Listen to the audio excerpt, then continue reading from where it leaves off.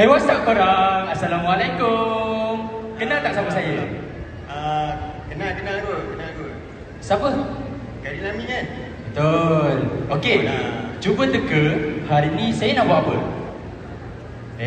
Bukan masak. Jadi, hari ni saya nak cerita dekat korang satu benda yang selalu saya pegang.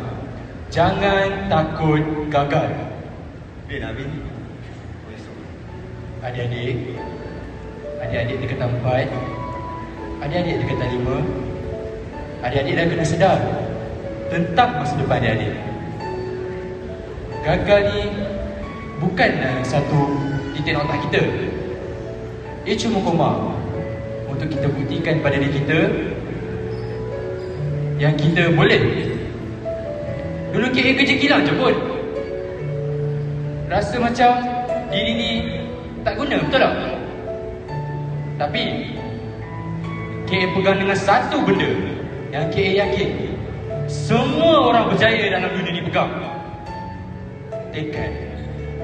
Tekad untuk berubah, untuk buktikan pada diri KA dan mak KA dan KA boleh ubah hidup kami sekeluarga. Aku kena ubah nasib keluarga aku ni. Biar susah sekarang, jangan susah selamanya.